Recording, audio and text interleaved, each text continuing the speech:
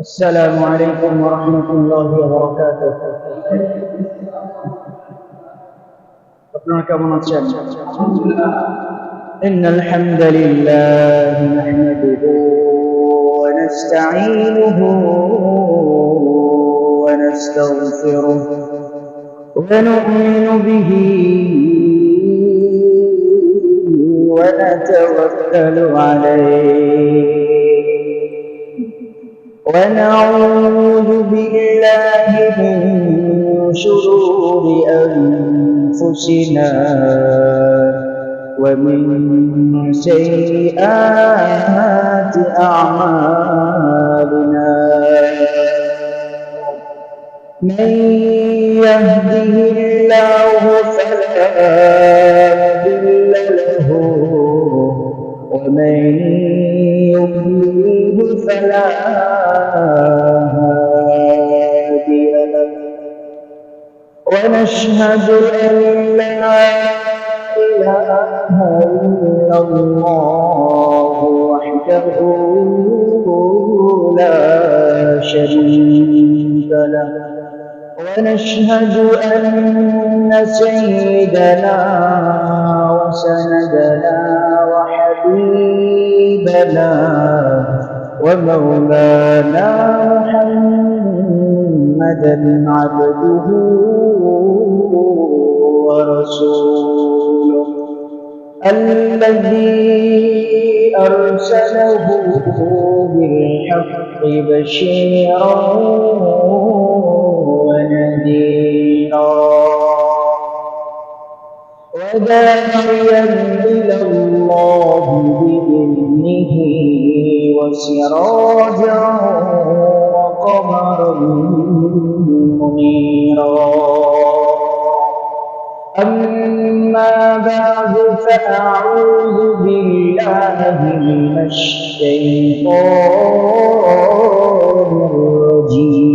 الرجيم بسم الله الرحمن الرحيم وقضى ربك ألا تعبدوا إلا إياه وبالوالدين إحسانا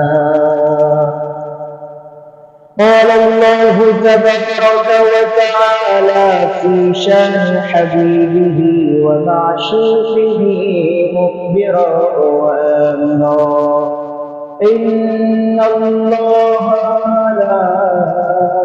وملائكته يصلون على النبي يا أيها الذين آمنوا صلوا عليه وسلموا تسليما شكل محمد الشفيع درود إبراهيم عليه اللهم صل على محمد وعلى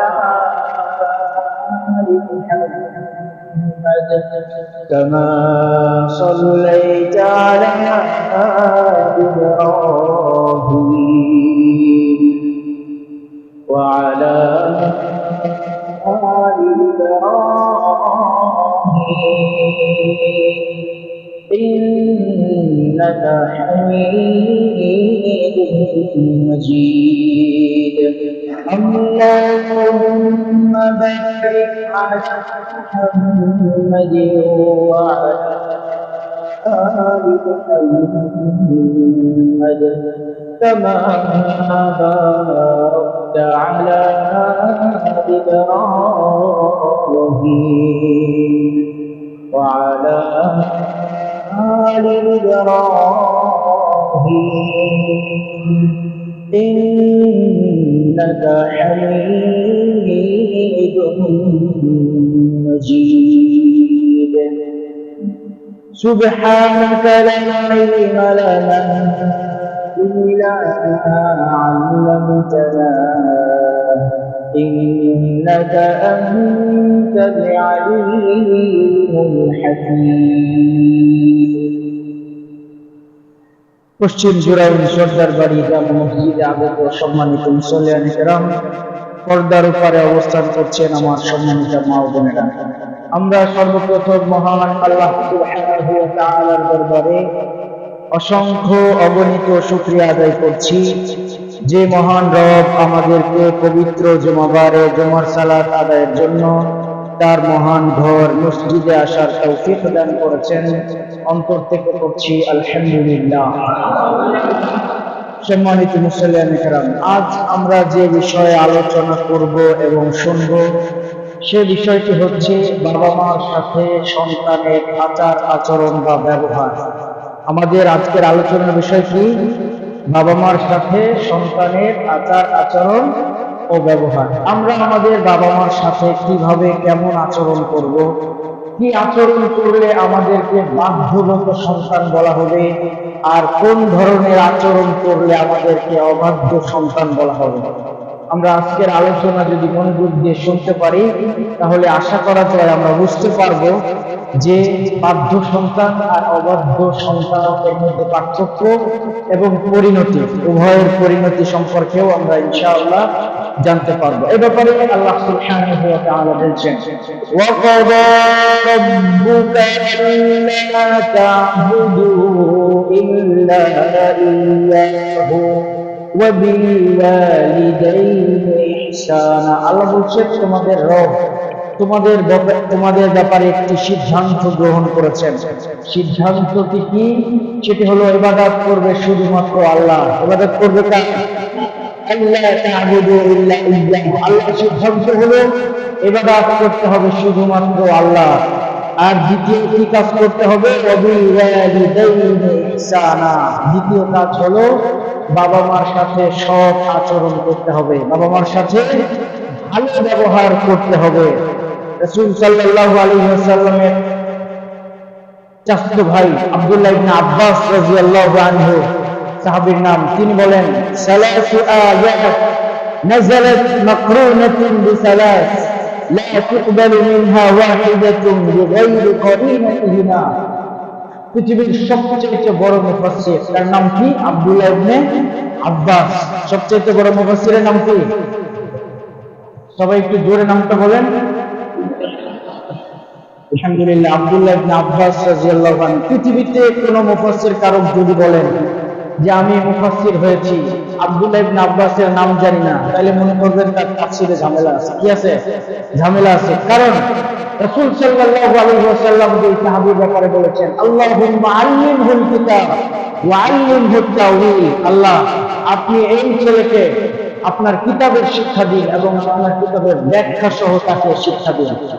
সুবহানাল্লাহ ওয়া বিহামদিহি। যে সাহাবীর ব্যাপারে আল্লাহর রাসূল সাল্লাল্লাহু আলাইহি ওয়াসাল্লাম দোয়া করেছেন, তিনি একটি হাদিস, একটি তাফসীর গ্রন্থ লিখেছেন। সেই তাফসীরের নাম তাফসীর ইবনে আব্বাস। তাফসীরের নাম কি?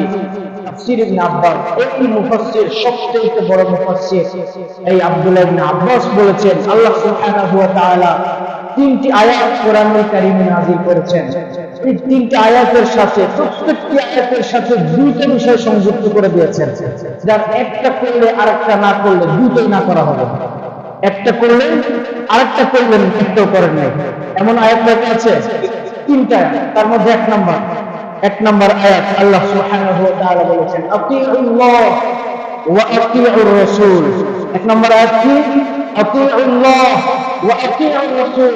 আল্লাহর অনুসরণ করো এবং সাথে সাথে রাসূলের অনুসরণ করো। আল্লাহর অনুসরণ করতে হবে, সাথে সাথে কার অনুসরণ করতে হবে? রাসূল সাল্লাল্লাহু আলাইহি ওয়াসাল্লাম অনুসরণ করতে হবে। সাহাবী বলছেন, আপনি যদি আল্লাহর হুকুম মানেন কিন্তু নবীর সুন্নাহ মতো মানলেন না, এই মানা হয়নি। এই মানা কি? হয় নাই। আপনার এই মানা গ্রহণযোগ্য নয়। দ্বিতীয় আয়াত কি? দ্বিতীয় আয়াতে আল্লাহ বলছেন, ওয়া আকিমুস সালাহ ওয়া আতুজ যাকাত। প্রথম বলেছেন নামাজ প্রতিষ্ঠা করো, নামাজ আদায় করো।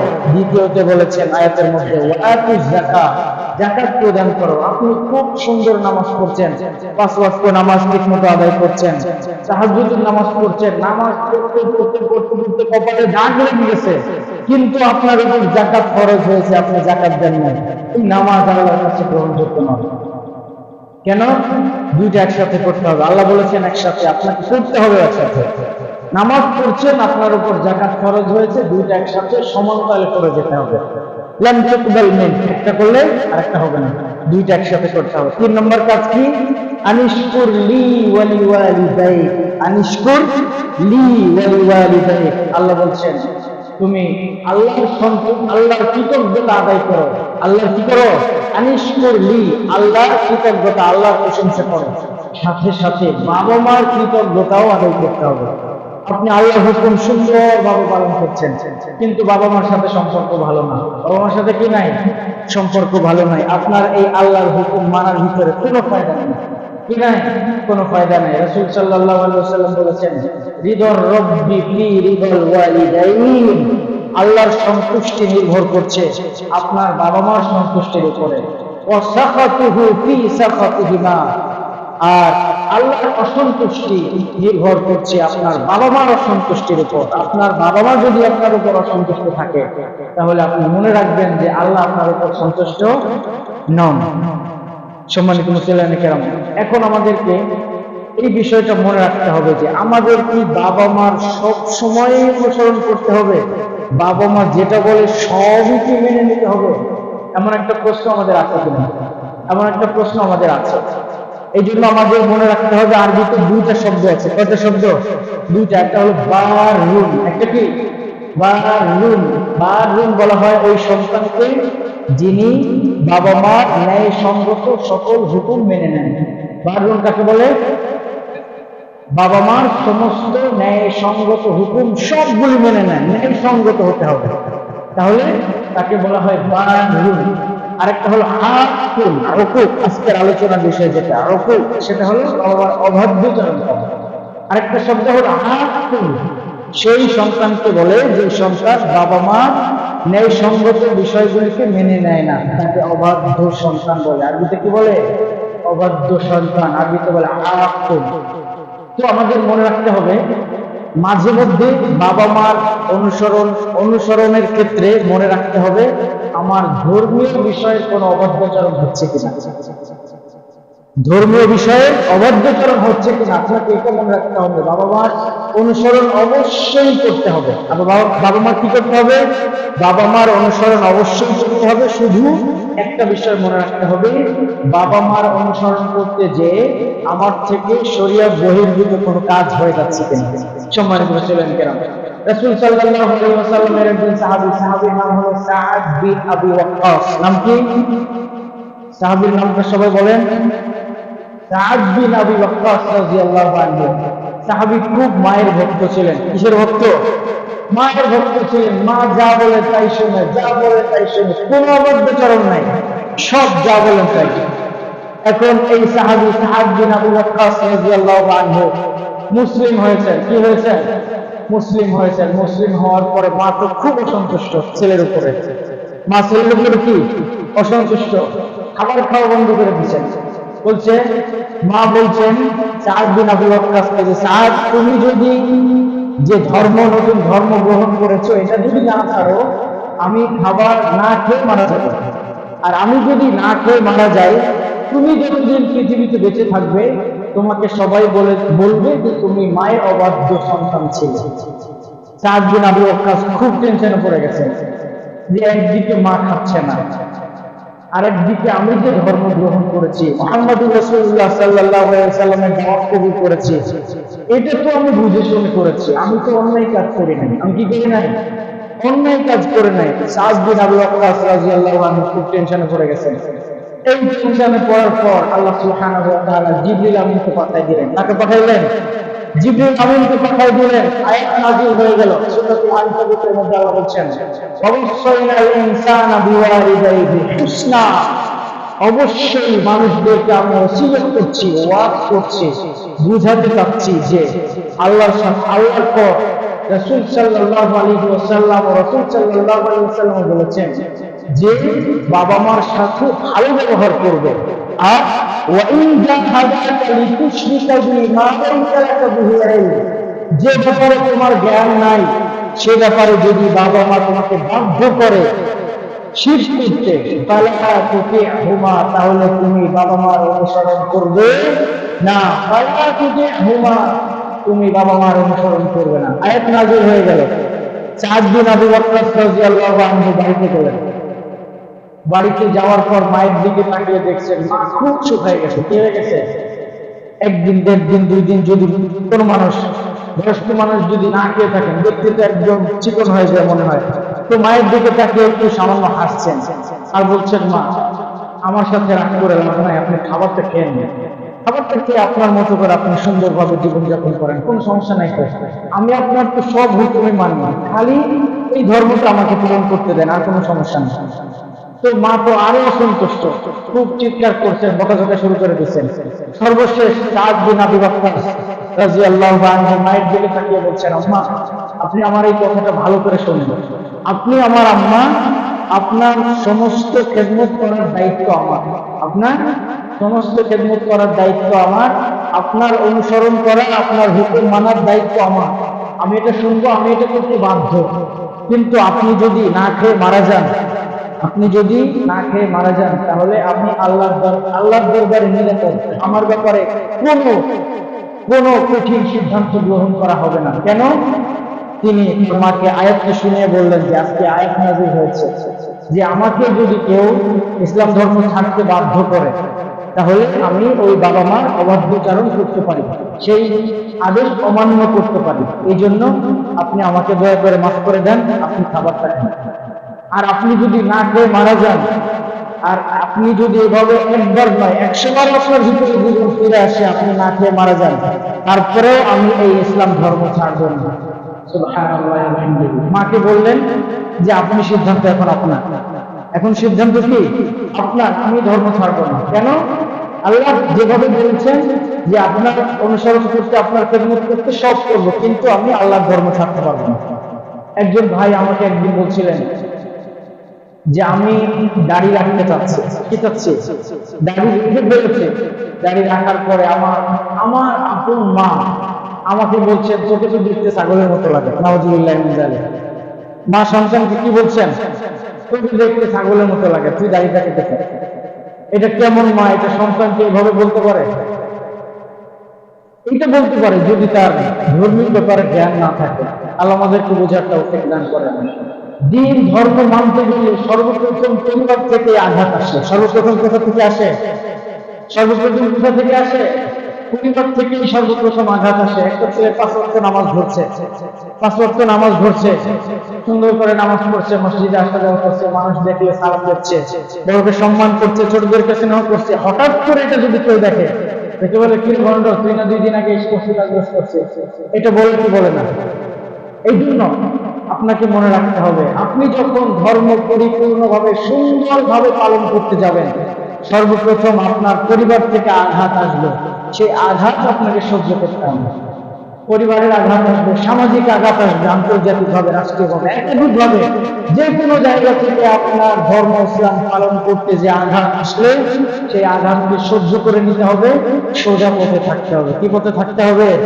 সোজা পথে থাকতে হবে। তাই সোজা পথে জান্নাতে যাওয়া যাবে। আল্লাহ আমাদেরকে আমলের তৌফিক দান করেন। সম্মানিত মুসলিম কেরাম, এই হলো বাবা মার অনুসরণ সকল ক্ষেত্রে করতে হবে। শুধুমাত্র বাবা মা যদি ইসলাম বহির্ভূত কোনো কাজ করতে বলেন, সেটা করা যাবে না। আল্লাহ আমাদেরকে বোঝার তৌফিক দান করেন। আমরা বুঝতে পেরেছি। এরপর আসছে আমাদের ফি ওয়ালাদি বাহিন। আমরা এখন বলবো যে বাধ্যগত সন্তান কি কি কাজ করলে বাবা মার বাধ্যগত সন্তান হিসেবে জন্ম হয়। আমরা বলি যে আমাদের সন্তানদের জন্য একটু দোয়া করেন, আমাদের অনুগত নাই। বাবারা কি বলি, মাঝে মধ্যে হুজুরদের কাছে এসে একটু দোয়া চাই যে আমার সন্তানরা তো আমাদের কথা শুনছেন, একটু দোয়া করেন। আমার দোয়ার আগে আপনাকে দোয়া করতে হবে। কি করতে হবে? আপনার সন্তান না, সন্তান তো আপনার, ব্যথা তো আপনার বেশি লাগে, আমার তো পড়ে, আমি তো ভাড়াটিয়া। আমি কি, আমার কাছে যদি দোয়া চান, আমি তো ভাড়াটিয়া, 2 নম্বর স্তরে আমি আছি। আপনার সন্তান, আপনাকে আগে দোয়া করতে হবে, আল্লাহর কাছে কামনা করতে হবে, কাজ করতে হবে। আরেকটা সবচেয়ে গুরুত্বপূর্ণ পয়েন্ট হলো, কি কাজ করলে সন্তান অবাধ্য হয়। সেই আয়াতগুলি, হাদিসগুলি আপনি আপনার সন্তানকে শোনাবেন। কি কাজ করলে বাধ্য হয়, অবাধ্য হয়, কি করলে উপকার হয়, কি করলে ক্ষতি হয়, এগুলি আগে শিক্ষাটা তো নিতে হবে। শিক্ষাটা না দিয়ে আপনি যদি খালি দোয়া করেন আর চান যে আমার সন্তান আমার সাথে ভালো ব্যবহার করে, আপনি লাগিয়েছেন নিম গাছ লাগানোর পর আপনি যদি গাছের দিকে তাকিয়ে বলেন আরে ল্যাংড়া আম হয় না কেন, ল্যাংড়া আম কি নিম গাছ দিয়ে হয় নাকি? ল্যাংড়া আম কোন দিয়ে হবে, কোন গাছ দিয়ে হবে? ল্যাংড়া আম গাছই লাগাইতে হবে। আপনার ছেলেকে এই জ্ঞানটা আগে দিতে হবে, এরপর তার কাছ থেকে আশা করতে হবে যে সন্তান তুমি আমার সাথে ভালো ব্যবহার করো। আল্লাহ আমাদেরকে বোঝার তৌফিক দান করেন। সম্মানিত মুসল্লিয়ানে কেরাম, পৃথিবীর সব সন্তান বাবা মার কাছে ঋণী। পৃথিবীর সব সন্তান কি বাবা মার কাছে ঋণী। সন্তান যারা আছো, বিশেষ করে যুবক যারা আছো, এই কথাটা একটু মনোযোগ দিয়ে শোনো, এই হাদিসটা। পৃথিবীর সব সন্তান কি বাবা মার কাছে ঋণী। কেমন ঋণ? এমন ঋণ যা কোনোদিন পরিশোধ করা যায় না, যা কোনোদিন কি করা যায় না, পরিশোধ করা যায় না। রাসূল সাল্লাল্লাহু আলাইহি ওয়াসাল্লাম বলেছেন, লা ইয়াজজি ওয়ালাদুন ওয়ালিদা, পৃথিবীর কোন সন্তান তার বাবা মার ঋণ পরিশোধ করতে পারবে না, আর এটা পরিশোধযোগ্য না। তবে ইল্লা আইয়াজিদাহু মামলুকান ফায়াশতারিয়াহু, তবে যদি কোন সন্তান তার বাবাকে দাস হিসাবে কোথাও পায়, আর দাস অবস্থায় যদি বাবাকে কিনে নিয়ে আসে আর আজাদ করে দেয়, তাহলে সামান্য একটু আদায় হবে। এ ব্যাপারে আরেকটা হাদিস আছে। ইবনে ওমর রাদিয়াল্লাহু আনহু তাওয়াফ করছেন। কি করছেন? ইবনে ওমর রাদিয়াল্লাহু আনহু তাওয়াফ করছেন। তাওয়াফ করা অবস্থায় এক লোক তার মাকে কাঁধে নিয়ে তাওয়াফ করছেন। আর ইবনে ওমরের দিকে তাকিয়ে বলছেন, ইবনে ওমর, আমি আমার মার সাওয়ারি হয়েছে, আমি আমার মাকে সব সময় বহন করে চলাচল করি, আমি কি আমার মায়ের হক আদায় করতে পেরেছি? আমি কি তার হক, আমি কি তার ঋণটা পরিশোধ করতে পেরেছি? ইবনে ওমর তার দিকে তাকিয়ে বললেন, তোমার মা তোমাকে গর্ভে ধারণ করে সামান্য একটু কষ্ট করে যে এমন একটা শব্দ উচ্চারণ করেছেন, এই শব্দের ঋণও তুমি পরিশোধ করতে পারো না। সুবহানাল্লাহ ওয়া বিহামদিহি।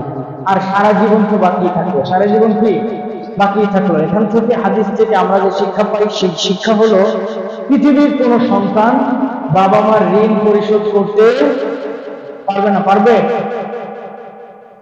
না। আল্লাহ আমাদেরকে বুঝার তৌফিক দান করেন। দ্বিতীয় যে কথাটি বলবো সেটি হলো, সন্তানের কাছে সবচেয়ে ভালো ব্যবহার পাওয়ার অধিকার রাখে সর্বপ্রথম তার বাবা মা। একজন সন্তানের কাছে সবচেয়ে ভালো ব্যবহার পাওয়ার অধিকার রাখেন কে? তার বাবা মা। এই কথাটা বুঝতে কষ্ট হচ্ছে নাকি? আমার কাছে মনে হচ্ছে যে আপনাদের কাছে কঠিন মনে হয়ে গেল। সবচেয়ে ভালো ব্যবহার এর অধিকার রাখে কে? যুবকরা বলেন, যুবকরা বলতে হবে। আসতে বলছে, সাউন্ড কমে গেছে। বাবা মার সাথে যে বাজে ব্যবহারটা করে, এখন তো জোরে বললে তো বাসায় যায় আবার ধরবেন না যে আজকে কি শুনে আসছো, আর এখন তো বলতেছো খারাপ ব্যবহার করতেছো। বর্তমান সময়ে আমাদের 15 থেকে 30 বা 35 এই বয়সের ছেলে মেয়েদের কাছে সবচেয়ে খারাপ ব্যবহার পাওয়ার অধিকার রাখে তার বাবা মা। আমি কি মিথ্যা কথা বললাম? কিন্তু হাদিস কি বলছে? সন্তানের কাছে বাবা মা সবচেয়ে ভালো ব্যবহার পাওয়ার অধিকার রাখে। রাসূল সাল্লাল্লাহু আলাইহি ওয়াসাল্লামকে বলা হলো, ইয়া রাসূলুল্লাহ, মিন হাক্কুন নাসি বিহুসনি সাহাবাতি, আমার কাছে সবচেয়ে ভালো ব্যবহার পাবে কে? রাসূল সাল্লাল্লাহু আলাইহি ওয়াসাল্লাম বললেন, তোমার মা। তো বললেন তোমার মা। সুম্মা কল সুম্মা আইয়ুন, আবার বললেন এরপরে কে? বললেন উম্মুক, আবার বললেন তোমার মা। আবার জিজ্ঞেস করলেন তারপরে কে? বললেন তোমার মা। আবার জিজ্ঞেস করলেন তারপরে কে? বললেন তোমার বাবা। চতুর্থবার কি বলছেন? তোমার বাবা। এই আয়াতের ব্যাখ্যা কি? যে মা তো সবসময় ঘরে থাকে, দুনিয়ার কষ্ট করে বাবা। দুনিয়ার কষ্ট কি করে? বাবা করে। সারাদিন বাইরে থাকে, মাথার ঘাম পায়ে ফেলে উপার্জন করে নিয়ে আসে, সারাদিন কষ্ট করে বাসায় নিয়ে আসে। আমরা তো খুব মজা মেরে সন্তানরা মাকে নিয়ে সামনে নিয়ে খাই। এখন মাকে 3 বার কেন বললেন? রাসূল সাল্লাল্লাহু আলাইহি ওয়াসাল্লাম 3 বার কেন বলেছেন যে ভালো ব্যবহার করবে তোমার মায়ের সাথে, তোমার মায়ের সাথে, তোমার মায়ের সাথে? কেন বলেছেন? আল্লাহ বলেছেন, হামালাতহু উম্মুহু কুরহা, তোমার মা তোমাকে কষ্ট সহ্য করে গর্ভে ধারণ করেছেন। কষ্ট সহ্য করে বাবা গর্ভে ধারণ করেছেন। কে করেছেন? মা করেছেন। এটা হলো 1 নম্বর। 2 নম্বর, ওয়াওয়াদাতহু কুরহা, ডেলিভারি পেইন সহ্য করেছেন কে? মা। এই পেইনটা বাবা সামান্য একটু ভাগ নিয়েছেন নাকি? এই পেইনটা বাবা কি করেন নাই? ভাগ নেন নাই। এই জন্য দ্বিতীয়বার বলেছেন মেয়ের কথা। ওয়াহমলুহু ওয়া ফিসালুহু 30 শাহরা, 3 নম্বর বলেছেন তোমার জন্ম থেকে 2 বছর পর্যন্ত তুমি যে দুধ পান করেছো, এটাও করেছেন সম্পূর্ণ তোমার মা। এই 3 কাজে তোমার বাবার সামান্য পরিমাণ অংশ নেই। এই কাজে তোমার বাবার কি নাই? সামান্য পরিমাণ অংশ নেই। এই জন্যই তোমার মায়ের ব্যাপারে 3 বার বলা হয়েছে। তাহলে আমরা সবচেয়ে ভালো ব্যবহার করবো কার সাথে? কয়বার? 3 বার। এই আয়াতের আরেকটা ব্যাখ্যা আছে। কি ব্যাখ্যা আছে? আরেকটা ব্যাখ্যা আছে। বাবা তো সব কষ্ট করে, মাও কষ্ট করে, দুইজন তো সমান ভাবেই করে। আপনারা খেয়াল করবেন, মায়েদেরকে একটু বেশি বলতে হয়। মায়েদেরকে কি বলতে হয়? বেশি বললে মারা খুশি হয় বেশি। একটা কাজের কথা আপনি করে আসছেন, আইসে ঘরে ঢোকার আগেই বলবেন যে মা কাজটা করে আসছে। ঘরে ঢুকে রুমের ভিতরে যায় বলবেন যে মা কাজটা না করে আসছে। আবার খাইতে বসে আবার বলবেন খাবার খেতে বসে যে মা কাজটা না করে আসছে। দেখবেন যে মা সন্তুষ্ট। মা কি সন্তুষ্ট? কয়বার বলা লাগলো? কয়বার বললেন? 3 বার। আর বাবাকে 1 বার বলবেন যে বাবা করেছে। দেখবেন যে বাবার মুখে হাসি। বাবার মুখে কি হাসি? বাবাকে 10 বার বলতে হয় না। বাবা এমন জিনিস যাকে বলতে হয় না বেশি। আচার আচরণেও বাবা বুঝে ফেলে যে সন্তান কি করতে চায়, কি করতে চায় না। বাবা প্রকাশ করে না, আর মা কি করে? প্রকাশ করে। মার একটু ধৈর্য কম, কথা বলে বেশি। মার কি ধৈর্য কম, কথা বলে বেশি, কথা শুনেও বেশি। কথা বলেও বেশি, শুনেও বেশি। এই জন্য মনে রাখতে হবে, মার সাথে অন্যায় আচরণ করা যাবে না। সবচেয়ে ভালো ব্যবহার পাবে আপনার কাছ থেকে কে? বাবা এবং মা। মা এবং বাবা। আল্লাহ আমাদেরকে বোঝার তৌফিক দান করেন। 3 নম্বর, বাবা মা জুলুম করলেও, বাবা মা যদি সন্তানের প্রতি জুলুম করে, তারপরে তাদের সাথে ভালো ব্যবহার করতে হবে। বাবা মা জুলুম করছে, আপনাকে মাইক দিছে, কি দিছে? সন্তানকে বাবা মা মাইক দিছে, এরপরে প্রতি উত্তর হিসেবে আপনি একটা মাইক দিতে পারবেন না। আপনাকে শুধু সহ্য করে নিতে হবে। কি করে নিতে হবে? সহ্য করে নিতে হবে। হাদিস, রাসূল সাল্লাল্লাহু আলাইহি ওয়াসাল্লাম বলেছেন, মা মিন মুসলিমিন লাহু ওয়ালাদান মুসলিমান ইউসবিহু ইলাইহিমা মুহতাসিবা ইল্লা ফাতাহাল্লাহু লাহু বাবাইন ইয়ানি মিনাল জান্নাহ। রাসূল সাল্লাল্লাহু আলাইহি ওয়াসাল্লাম বলেছেন, কোন মুসলিমের যদি বাবা মা উভয় জীবিত থাকে আর এই সন্তান বাবা মাকে সওয়াবের আশায় সকালবেলা খোঁজ খবর নিতে যায়, তখন সকালবেলা বাবা মার খোঁজ খবর নিতে যায় সওয়াবের আশায় যে আমি সওয়াব পাবো বাবা মার খোঁজ নিলে, তাহলে কি হবে? ফাতাহাল্লাহু লাহু বাবাইন ইয়ানি আল জান্নাহ, তার জন্য জান্নাতের দুটি দরজা খুলে দেওয়া হবে। সুবহানাল্লাহি ওয়া বিহামদিহি।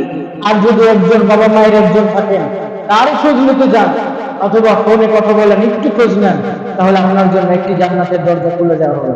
সুবহানাল্লাহি ওয়া বিহামদিহি। আর যদি বাবা মা অথবা উভয়ের কেউ অসন্তুষ্ট থাকে, যতক্ষণ পর্যন্ত তারা অসন্তুষ্ট থাকবেন, আল্লাহ আপনার প্রতি অসন্তুষ্ট থাকবেন। নাউযুবিল্লাহি মিন যালিক।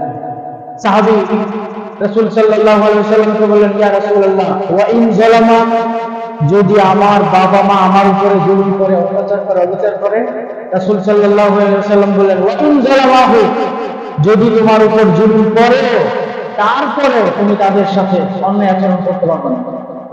জুলুম করলে জুলুম সহ্য করে নিতে হবে। কি নিতে হবে? জুলুম করলে জুলুম সহ্য করে নিতে হবে। 4 নম্বর, বাবা মা সন্তানকে ঘর থেকে বের করে দিলেও তাদের সাথে সদ্ভাব বজায় রাখতে হবে। এই হাদিসটা আপনাদের সবচেয়ে গুরুত্বপূর্ণ আজকের দিনের সবচেয়ে গুরুত্বপূর্ণ হাদিস আজকে।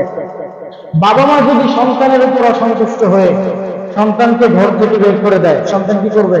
বাবা মার নামে যে মামলা দিয়ে দিবে, তাই না? কি করবে? বাবা মার নামে মামলা দিবে যে আমার বাবা মা আমাকে ঘর থেকে বের করে দিয়েছেন। এটা করবে? হাদিস কি বলে শুনেন। রাসূল সাল্লাল্লাহু আলাইহি ওয়াসাল্লাম বলেছেন, ওয়াতি' ওয়ালিদাইক ওয়া ইন আমারাকা আন তাখরুজা মিন দুনিয়াকা মিন বাইতিকা তাখরুজ ইলাইহিমা, বাবা মা যদি কোনো সন্তানকে ঘর থেকে বের করে দেয়, তারা সাথে সাথে ঘর থেকে বের হয়ে যাবে। কি করবে? সাথে সাথে ঘর থেকে বের হয়ে যাবে। কোন প্রকার সাউন্ড করতে পারবে না। কি করতে পারবে না? কোনো সাউন্ড করতে পারবে না। বাবা মা বলছে ঘর থেকে বের হয়ে যাও, ভদ্র ছেলের মতো বের হয়ে যাবে। কোন ছেলের মতো? ভদ্র ছেলের মতো বের হয়ে যেতে হবে। বাবা মার সাথে কোনো প্রকার অন্যায় আচরণ করতে পারবে না। যদি করে তাহলে কি করতে হবে? তাহলে সে অবাধ্য সন্তান হিসেবে জন্ম হবে। এই ব্যাপারে একটি কোরআনের আয়াত আপনাদেরকে বলছে। হযরত ইব্রাহিম আলাইহিস সালাম একজন নবী ছিলেন। আমাদের মুসলিমদের জাতির পিতা, মুসলিমদের জাতির পিতার নাম কি? হযরত ইব্রাহিম আলাইহিস সালাম। মিল্লাত আবিকুম ইব্রাহিম, কোরআনে আয়াত, তাই না? মিল্লাত আবিকুম ইব্রাহিম, তোমাদের জাতির পিতা হলো হযরত ইব্রাহিম আলাইহিস সালাম। জাতির পিতার কাছ থেকে অবাধ্য বাবার সাথে কি আচরণ করতে হবে সন্তানকে আল্লাহ শিক্ষা দিচ্ছেন। কার কাছ থেকে? জাতির পিতার কাছ থেকে। আল্লাহ কত সুন্দরভাবে শিখাচ্ছেন যে তোমাদের জাতির পিতা হযরত ইব্রাহিম আলাইহিস সালাম, তার বাবা অবাধ্য ছিলেন, সন্তানের অবাধ্য বাবা এমন যদি থাকে কিভাবে আচরণ করতে হবে বাবার সাথে, সেই শিক্ষাটা দিচ্ছেন। প্রথম কাজ হলো বাবাকে ওসিয়ত করতে হবে, উপদেশ দিতে হবে। কি করতে হবে? ওসিয়ত করতে হবে। ইব্রাহিম আলাইহিস সালাম বাবাকে ওসিয়ত করেছেন, ইয়া আবাতি লা তা'বুদিশ শাইতান ইন্নাশ শাইতানা কানা লির-রাহমানি আসিয়া। ও আমার প্রাণ প্রিয় বাবা, একটু মনোযোগ দিয়ে শোনেন। আপনি শয়তানের অনুসরণ করেন না। আপনি যদি শয়তানের অনুসরণ করেন, শয়তান হলো আল্লাহর অবাধ্য। শয়তান কি? আল্লাহর অবাধ্য। আপনি শয়তানের অনুসরণ করেন না। এরপরে বলছেন, ইয়া আবাতি ইন্নী আখাফু আন ইয়ামাসসাকা আযাবুন মিনার রাহমান। বলছেন বাবা, আমি ভয় পাচ্ছি যে আল্লাহর পক্ষ থেকে আপনার উপর শাস্তি অবতীর্ণ হবে। ফাতাকুনা লিশ-শাইতানি ওয়ালিয়্যা, আর এরপরে আপনি কোনো অভিভাবক পাবেন না। আপনি কি পাবেন না? আপনার উপর শাস্তি অবতীর্ণ হবে, আমি আপনাকে কোনো সাহায্য করতে পারবো না, আপনি কোনো সাহায্যকারী পাবেন না। আপনি একটু সতর্ক হন বাবা, আপনি আল্লাহকে মেনে নেন। সন্তান বাবাকে বলছেন। এরপরে বাবা সন্তানের উপর অসন্তুষ্ট হয়ে বলছে, ইব্রাহিম তুমি আমার ঘর থেকে বের হয়ে যাও, ঘর থেকে বের হয়ে যাও। তুমি যে কথা বলছো, তুমি যদি আমার এই কথা অমান্য করো, আমি তোমাকে ঘর থেকে বের করে দিব।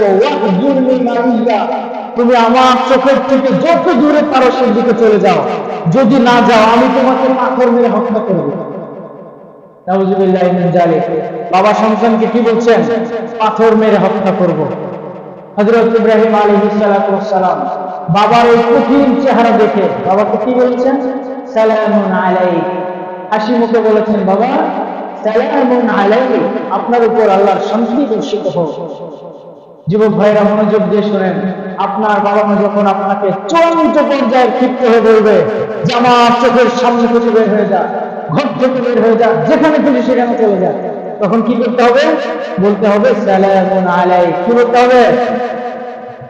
বলতেছেন না, কারণটা কি? সালামুন আলাইক। বাবা মাকে বলতে হবে। বাবা মা যখন প্রচন্ড রাগ হয়ে যাবে সন্তানের উপর, বলতে হবে সালামুন আলাইক, বাবা মা আপনার উপর একটু আল্লাহ শান্তি বর্ষণ করুক, আপনার উপর আল্লাহ একটু দয়া হোক। কেন? আপনি যদি এই অবস্থায় আপনি কোন প্রকার অন্যায় আচরণ আপনার থেকে হয়ে যায়, আপনি অবাধ্য সন্তান হিসেবে আল্লাহর কাছে জন্ম। কি সন্তান হিসেবে? অবাধ্য সন্তান হিসেবে। অবাধ্য সন্তানের কি ভয়াবহ পরিণতি হবে সামনে বলবো। তো আমাদের আয়াত থেকে যে শিক্ষা হলো, আমাদের জাতির পিতা ইব্রাহিম আলাইহিস সালাম আমাদের সন্তানদেরকে অবাধ্য বাবা মার ব্যাপারে শিক্ষা দিয়েছেন যে বাবা মা যত অন্যায় করুক, যত বড় অন্যায় করুক না কেন, তাদেরকে শান্তভাবে সুন্দরভাবে হাসি মুখে বুঝিয়ে বলতে হবে। এক কথায় ওয়াজ করতে হবে। কি করতে হবে? বাবা মাকে কি করতে হবে? ওয়াজ করতে হবে। ওয়াজ কাকে করে, কেন করে? ওয়াজ করে নিজের বুদ্ধিতে ব্যথা নিয়ে, কি নিয়ে? ব্যথা নিয়ে, যে আমি যাদের জন্য ওয়াজ করছি তারা যেন হেদায়েত হয়, তারা যেন আমার কথা শুনে আল্লাহর হুকুম মানতে পারে। এটাকে বলে ওয়াজ। আরেকটা আছে ওয়াশ। আরেকটা কি আছে? ওয়াশ মানে এখানে দাঁড়িয়ে মুখে যা আসে তাই বলে। মুখে যা আসে তাই বলে, এটা হলো ওয়াজ। আরেকটা হলো ওয়াজ। ওয়াজ কিন্তু করছে, ওয়াজ করতে হবে। বাবা মার জন্য সন্তান মনে রাখতে হবে, বাবা মা অন্যায় করতেই পারে, রাগ হতেই পারে, রাগ হলে শুধু ওয়াজ করতে হবে, নরম ভাষায় শান্ত হয়ে বুঝিয়ে বলতে হবে বাবা মাকে। বাবা মার সাথে অন্যায় আচরণ করা যাবে না। পঞ্চম নম্বর, বাবা মার বাধ্য সন্তানের যে গুণ, সেটি হলো বাবা মার সামনে সব সময় নিম্ন স্বরে কথা বলবে। কি করতে হবে? বাবা মার সামনে নিম্ন স্বরে কথা বলতে হবে। আবার এমন না কিভাবে বলা যাবে না, এমন স্বরে বলতে হবে যেন শুনে বুঝতে পারে যে কি বলছেন। এমন ভাবে, এমন আওয়াজ করে বলতে হবে যে আপনি যা বলছেন বাবা মা যেন শুনতে পারে। আরেকটা কথা মনে রাখতে হবে এই আয়াতের ব্যাখ্যায়, এই হাদিসের ব্যাখ্যায়, সেটি হলো আপনার সাউন্ডের, বাবা মার যে কথা বলার যে সাউন্ড হয় সেই সাউন্ডের নিচে আপনার সাউন্ড থাকতে হবে। বাবা মার সাউন্ডের উপরে আপনার সাউন্ড যেতে পারবে। কথাটা বুঝতে পেরেছেন তো? বাবা মার সাথে কথা বলার সময় মনে রাখতে হবে যে আমি সন্তান হিসেবে আমার সাউন্ডটা যেন বাবা মার সাউন্ড থেকে 1 ডিগ্রি নিচে থাকে। সমান হতে পারবে না, এই পর্যন্ত যেতেই পারবে। কথাটা বুঝে আসছে? রাসূল সাল্লাল্লাহু আলাইহি ওয়াসাল্লাম বলেছেন, যদি তাদের সাথে নিম্ন স্বরে কথা বলতে পারো, আর তাদেরকে খাবার খাওয়াতে পারো, তাদের অনুসরণ করতে পারো, যখন যেটা প্রয়োজন সেটা দিতে পারো, তোমরা অবশ্যই অবশ্যই জান্নাতে প্রবেশ করতে পারবে। সুবহানাল্লাহি ওয়া বিহামদিহি। তাহলে হাদিস থেকে আমরা কি শিখতে পারলাম? যে শিক্ষাটা আমরা পেলাম সেটা হলো, 1 নম্বর, বাবা মার সাথে নরম সুরে কথা বলতে হবে, নরম আওয়াজে কথা বলতে হবে। এমন আওয়াজে কথা বলা যাবে না যে আওয়াজ বাবা মার আওয়াজ থেকে বেশি হয়। আরেকটা হলো বাবা মাকে খাবার খাওয়াতে হবে। বাবা কি করতে হবে? বাবা মাকে খাবার খাওয়া দিতে হবে। আল্লাহ আমাদেরকে আমলের তৌফিক দান করেন। 6 নম্বর হলো বাবা মাকে তাদের পছন্দ মতো কাজ করতে দিতে হবে। বাবা মার যখন একটু বয়স বেশি হয়ে যায় তখন দেখবেন বাবা মার ছোটখাটো চাহিদা থাকে। কি থাকে? ছোটখাটো চাহিদা থাকে। সন্ধ্যার সময় দেখবেন বলবে যে আমাকে 2টা পুরি এনে দাও। কি এনে দাও? সন্ধ্যার সময় আমাকে 2টা পুরি এনে দাও, আপনাকে এটা এনে দিতে হবে। রাত 12টায় যদি বলে যে আমাকে 1 প্যাকেট চিপস এনে দাও, আপনি সুন্দর করে ভদ্র ছেলের মতো নেমে যাবেন, চিপস নিয়ে বসে উঠবেন। এটা হলো আপনি ভদ্র ছেলে। আর যদি বলেন যে না আমি এটা করতে পারবো না, আপনি এখানে ভদ্র ছেলে হতে পারলেন না। হাদিস অনুযায়ী, হাদিস বলছে বাবা মা ছোটখাটো চাওয়ার চাহিদা থাকে, সেই পছন্দ মতো কাজগুলি বাবা মাকে করতে দিতে হবে। আর এই কাজগুলি তো অবশ্যই শরীয়ত বহির্ভূত না। এটা কি শরীয়ত বহির্ভূত? আপনার বাবা যদি সকাল 10টায় বলে যে আমি একটু আইসক্রিম খাবো, আমাকে একটু আইসক্রিম এনে দাও, আপনি দিতে পারবেন না? এটা এনে দিতে হবে, দিতে হবে। তাই আপনি যদি ছোটখাটো চাহিদাগুলি আপনি পূরণ করতে পারেন বাবা মার, তাহলে আপনাকে বাধ্য সন্তান বলা হবে। কি সন্তান বলা হবে? সন্তান, বাধ্য সন্তান বলা হবে। 7 নম্বর, তাদের জন্য দোয়া করতে হবে। বাবা মার জন্য সবসময় কি করতে হবে? দোয়া করতে হবে। সবসময় যখন আপনি নামাজ শেষ করছেন দোয়া করবেন, রব্বিরহামহুমা কামা রাব্বায়ানি সগীরা, দোয়া করবেন। আরেকটা দোয়া করবেন, সেটা হলো রব্বানা ইগফিরলি ওয়া লিওয়ালিদাইয়া ওয়া লিল মুমিনিনা ইয়াওমা ইয়াকুমুল হিসাব। এই আয়াতগুলি যদি আপনার মুখস্থ না থাকে, আপনি কমপক্ষে বাংলায় বলবেন, আল্লাহ আপনি আমার বাবা মাকে মাফ করে দেন। আল্লাহ আপনি আমার বাবা মার গুনাহগুলি মাফ করে দেন। আমার বাবা মাকে আপনি সুন্দরভাবে সুস্থভাবে জীবনযাপন করার তৌফিক দান করে দেন। এই কথাগুলি বলতে পারবেন না? এইগুলি সন্তান হিসেবে আপনাদের কর্তব্য। সন্তান হিসেবে এটা আমাদের কর্তব্য। আল্লাহ আমাদেরকে আমলের তৌফিক দান করেন। 8 নম্বর হলো বাবা মার বন্ধু বান্ধবদের সাথে ভালো ব্যবহার করতে হবে। বাবা মা মরে গেছেন, বাবা মা নাই, এখন বাবা মার বন্ধু বান্ধব যারা ছিলেন তাদের সাথে যদি আপনি ভালো ব্যবহার করেন, তাহলে আপনি বাধ্য সন্তান হিসেবে আল্লাহর কাছে গণ্য হবেন। 9 নম্বর, বাবা মাকে কখনো গালি দেওয়া যাবে না। এটা কবিরা গুনাহ। এটা কি? শুধু গালি দেয়াই কবিরা গুনাহ। আর বাবা মাকে গালি দেওয়াতে প্রশ্নই আসে না। এমনি একজন মুসলিম আরেকজন মুসলিমকে গালি দেওয়া নিষেধ, এটা কিতাবুল কাবায়ের মধ্যে আছে যে এটা কবিরা গুনাহ। আর বাবা মাকে তো প্রশ্নই আসে না। একজন সাহাবী বললেন, ইয়া রাসূলুল্লাহ, কোন সন্তান কি বাবা মাকে গালি দেয়? এটা কি হয় নাকি?